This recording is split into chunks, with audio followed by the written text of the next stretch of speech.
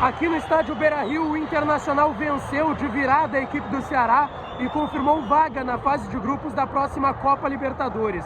Um jogo tenso que teve muitos agravantes importantes, muitos personagens importantes, mas no fim das contas deu tudo certo para o Internacional. Colorado bateu o Ceará por 2-1, está classificado direto para a fase de grupos da próxima Copa Libertadores da América. Teve gol do Edenilson, teve aplausos para o jogador do Internacional, para o Tyson também. Muitas situações importantes para a gente destacar desse Inter 2, Ceará 1, aqui no estádio Beira-Rio.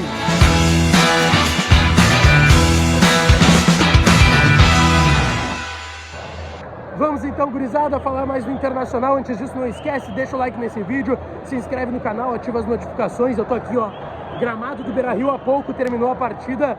Inter venceu de virada a equipe do Ceará aqui no estádio Beira-Rio, está matematicamente classificado para a fase de grupos da próxima Copa Libertadores da América. Um resultado muito importante. Outro agravante para o líder Palmeiras, que com o resultado do Corinthians, que perdeu em casa para o Fluminense, e se o Inter não tivesse vencido o Ceará aqui no Beira-Rio, seria já hoje também matematicamente confirmado como campeão brasileiro nesta temporada. Uma partida que para o Inter foi difícil, principalmente na primeira etapa, e já começou, na verdade, antes da partida, com agravantes importantes. O Inter, que repetiria a escalação, acabou não fazendo, porque Johnny teve um sintoma viral, ficou de fora da partida. Lateral direito Fabrício Bustos, e eu vou querer falar mais sobre isso na sequência, também teve sintomas virais e ficou de fora da partida. E de última hora, o alemão também no aquecimento.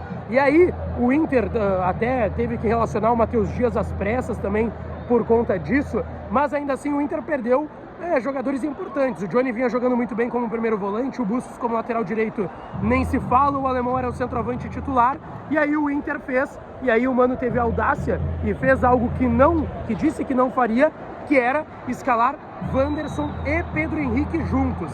Wanderson e Pedro Henrique começaram a partida jogando juntos no ataque do Internacional, na medida que não tinha o Johnny também. O Mano escalou uma equipe mais ofensiva, botou o Brian Romero na vaga do alemão e colocou o Igor Gomes. O Everton, que é lateral direito de origem, o Igor Gomes é zagueiro / lateral direito. O Igor Gomes foi quem foi o escolhido pelo Mano e jogou mais uma vez aqui no Beira-Rio. E foi dele que saiu o gol do Ceará, sim. Ele cometeu um pênalti bobo, um cruzamento ali, uma dobradinha do Kleber com o Bruno Pacheco na linha de fundo. Ele foi derrubado direto pelo Igor Gomes, o Moledo estava no lance e nem reclamou. E foi marcado o pênalti para o Ceará, que abriu o marcador aqui com o Lima, meia ex-Grêmio. A partir disso, o Inter tentou jogar, mas não conseguiu criar muitas oportunidades. Teve até um chute de fora da área com o Depena, que o João Ricardo fez uma bela defesa, assim como o Ceará teve um chute com o Vina, que o Kehler fez mais uma boa defesa. O Kehler tem tido boas intervenções seguidamente nas partidas do Internacional, mas ainda assim, o Inter teve muitas dificuldades para empatar no primeiro tempo, tanto que o Ceará sai vencendo. Na segunda etapa, o Mano já vem com a primeira troca. A primeira troca é a saída do Igor Gomes, que falha, comete o pênalti em cima do Bruno Pacheco no gol do Ceará, e coloca o Everton. O Everton fez sua estreia, ele que depois de mais de um mês aqui em Porto Alegre, no Beira-Rio, ainda não tinha estreado, entrou e teve até uma boa atuação pela lateral direita, até na medida de que o Igor Gomes não estava jogando bem. Esse é um fato. O Igor Gomes foi mal hoje contra o Bragantino, ele até foi importante hoje, ele foi bem mal por aqui.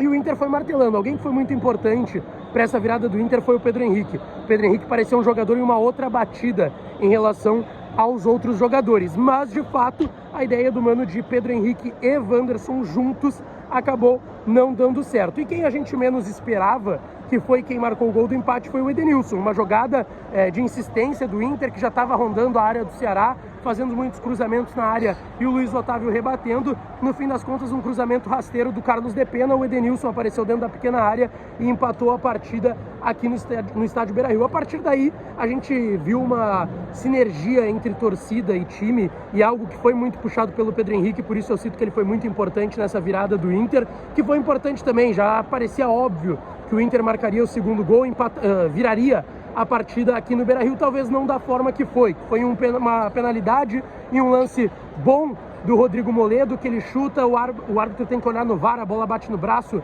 do zagueiro da equipe do Ceará, o Ramon Abate-Abel de Santa Catarina olhou no VAR, deu o pênalti, o Alan Patrick, que foi muito bem mais uma vez na partida, acaba marcando um gol, bota a bola no ângulo direito do João Ricardo, que não tem muitas chances ali de fazer a defesa. O Inter vira o jogo, depois continua martelando o Ceará, criando mais oportunidades, mas de fato saindo obviamente no contra-ataque. O Ceará tinha que se expor para tentar o empate, está brigando lá no Z4, estava aí a 1 ponto do Atlético Goianiense, que é o primeiro time dentro da zona de rebaixamento, mas ainda assim tem alguns destaques pra gente fazer, tá?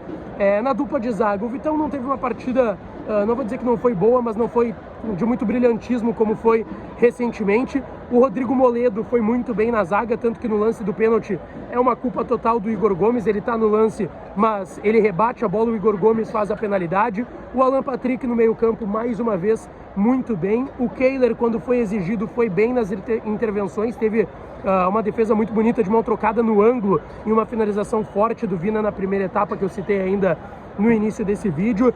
O Pedro Henrique foi muito bem. O Wanderson tentou de uma forma ou outra, mas eu acredito que o Mano tenha observado e visto que não dá para Wanderson e Pedro Henrique jogarem juntos, por mais que não tenham o Bustos. Foi algo que não deu certo, esses dois jogando juntos. O Brian Romero, mais uma vez, muito mal. Eu acho que o gol contra o Botafogo, que deu aquela vitória para o Inter lá no Rio de Janeiro, foi o que ele tinha para fazer. O argentino, ele foi mais uma vez muito mal nessa partida, mas no fim das contas o mais importante foi a vitória do Inter.